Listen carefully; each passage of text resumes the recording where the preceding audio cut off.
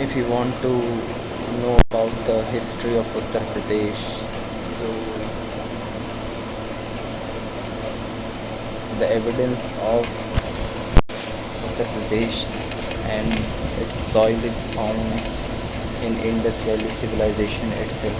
We can trace the Indus Valley civilization to some region which are also found in Uttar Pradesh. In prehistoric period, the evidence of some artifacts have been found from Pratapgarh itself in 10,550 to 9,550 BC, and this was in prehistoric era. And in Paleolithic age, the Palan Valley in Uttar Pradesh have given the evidence of rice. Palan Valley is near Prayagraj itself, where the confluence of Ganga and Yamuna river have been found. At the confluence of these both two holy rivers, the Kumbh Mela occurs every 6 years. The Mahakumbh occurs at every 12 years, which in itself is a history. And apart from this, the rice cultivation in the world for the first time is found in Prayagraj near the Balan river. Now in Mesolithic age, again the Chopani Mando is a place where the round shaped huts were found, and the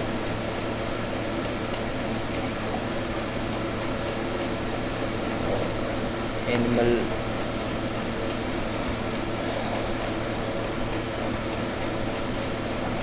were started to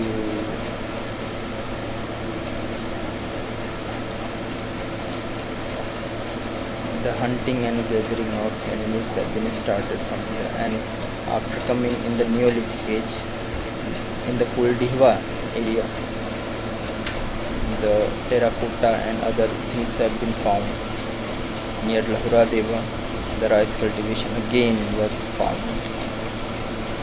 But the thing was, the slash and burn method was practiced at that point of time, and the clothes people were wearing at that time was the animal skins. Now if we come to the Indus Valley civilization, so Alamgirpur near Meerut, Bagpat, Shamli, Muzaffarnagar and Sanauli district, the easternmost site of Indus Valley civilization have been found here. And Alamgirpur is also known as Parasaram ka Kheda, which is an important point to remember. The Vedic age, which is also called Iron Age, is also found in Uttar Pradesh. We know that Rigvedic period is belonging from 1500 BC to 1000 BC, and later Vedic period from 1000 BC to 500 BC. So in Rigvedic era, the Aryans have come from northwestern side to Indus region, that is, they have crossed that region to come to Indus, and that's why India is also known as Aryavarta, which means the land of Aryans, and they got settled in mostly the northern part of India like Bihar, Uttar Pradesh, Odisha, and other parts of northern India. Then we come to later Vedic period, which is from roughly, some sources say it is from 1000 to 500 BC, and in some other sources it is 1000 to 600 BC. So it is roughly of 500 years. The most important thing what has been found here is the painted graveyard and the iron face culture. The place. Then there is no much sort to talk about later Vedic period regarding Uttar Pradesh. And then we come to Mahajanpada period. Then out of 16 Mahajanpada, 8 Mahajanpadas belong to Uttar Pradesh itself. They are Kuru, Panchal, Surasena, Kosala, Vatsa, Mallu, Kashi, Cheti. These are 8 Mahajanpadas. If we again proceed further, then we come to Mauryan Empire. As we know, Mauryan Empire was established by Chandragupta Maurya with his teacher Acharya Chanakya, whose other name is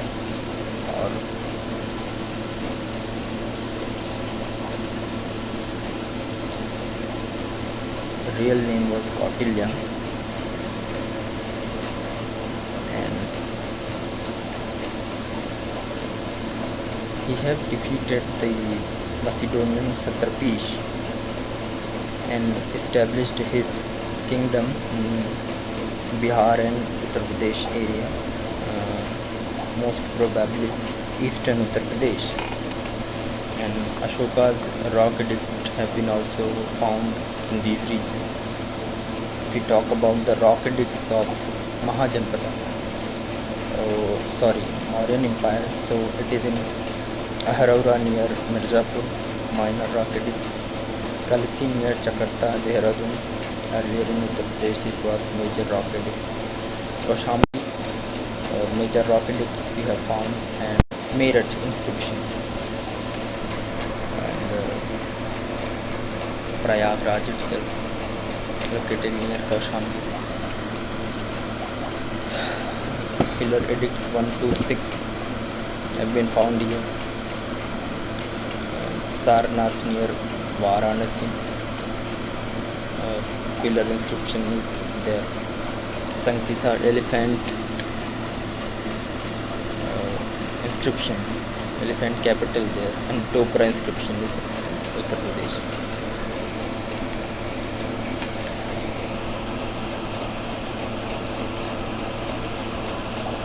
Now the Shunga dynasty. Shunga was a Brahmin, and he have ended the last ruler of Mauryan Empire. That was Brihadrath. He has assassinated Brihadrath and established Shunga dynasty, and the main ruler who had established was Pushyamitra Shunga, and he was also a Brahmin who have also performed Ashwamedha Yajna, and he was a propounder of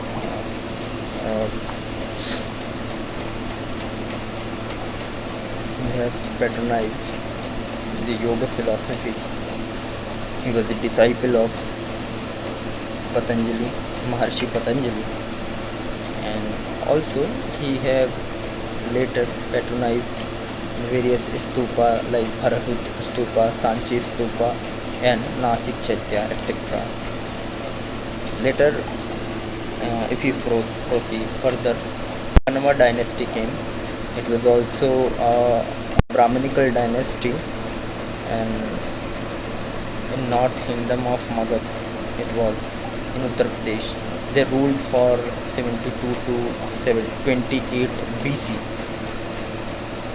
and later again we proceed further. So it was Kushana dynasty, where the Shaka era, the calendar was started from there in 78 AD, and the main ruler we know about Kanishka dynasty, Kushana dynasty was Kanishka. They belong to the Yogi tribes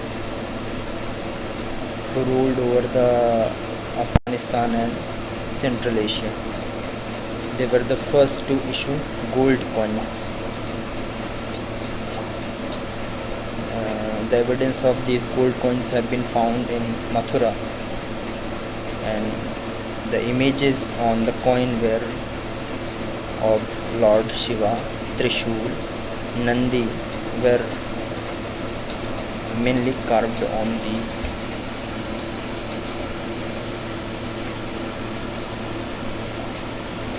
coins.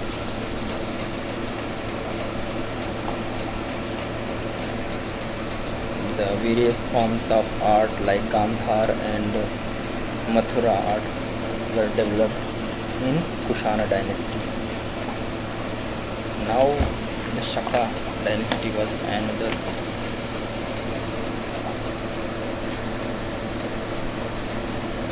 next empire.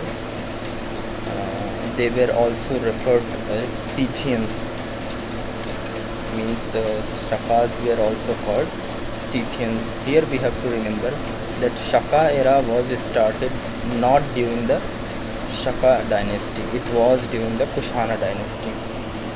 The examiner can tweak here. It is a very great chance in the panic mode during examination that we can mark the Shaka dynasty, but actually it is Kushana dynasty where the Shaka calendar was started in 78 AD. Okay. Now important ruler during Shaka dynasty was Rudra Daman I. He was a very fabulous ruler. He was a very aspiring person, and he has conquered from northern part of India to Deccan and southern part, not actually deep south, but the southern part he has conquered. For example, we can know that he has conquered from Sindh, Kutch, Gujarat, Rajasthan, Konkan, the Narmada Valley, Malwa, Kathiawad and western Deccan. His military expeditions were inscribed in Junagadh inscription, which was written in 150 AD. Later, the golden age of Indian art and architecture and temple architecture, which was propounded by Gupta dynasty. Now we talk about Gupta dynasty. So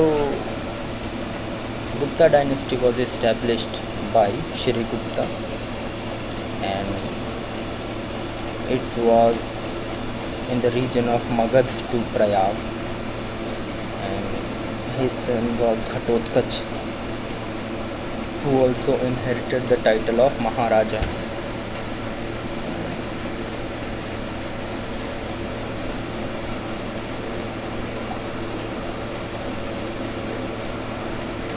The third king was Chandragupta I, who actually founded the dynasty in 320 AD. The title of Maharaj was taken by him, and he married Lichvi princess Kumara Devi. The Lichvi dynasty and control over Bihar, he married a Lichvi princess of the Lichvi dynasty had control over Bihar and Nepal. Chandragupta I was succeeded by his son Samudragupta in 335 to 375 UD. Chandragupta I was also called the Napoleon of India. It was not at that time he was called Napoleon of India because Napoleon existed in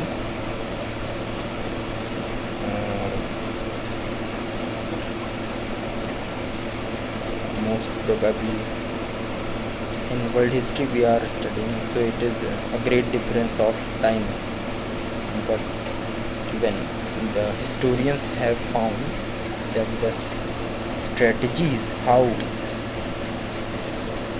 Chandragupta I was have done during his era, this was similar to the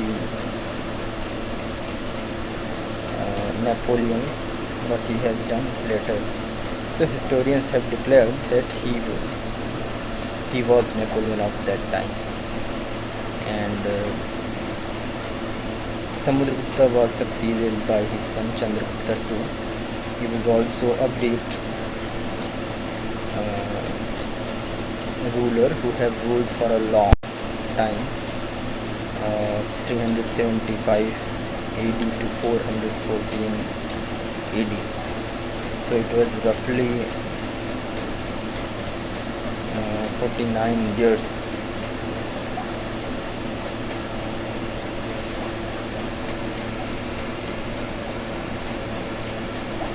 It is 39 years. And he is also known as Chandragupta Vikramaditya. He married to Kuber Naga, the Naga princess. And the most important things he have maintained the luminaries means Navratna in his court. The great Sanskrit poet and playwright Kalidasa was most notable of them all. The Chinese Buddhist pilgrim Fahian have first time visited in India in his court during 404 to 411 AD. The art and architecture, if we talk about what Chandragupta II has developed, was especially in Uttar Pradesh, it was the Kanpur, Jhansi, Bhitargaon, Gazipur, Bhitari were developed during the Gupta period. Chandragupta II was succeeded by his son Kumaragupta,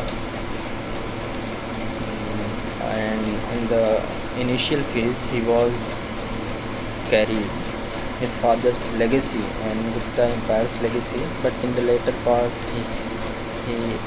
his kingdom was started declining, and it was due to the Huna's invasion from the western Hunas from the Central Asia, or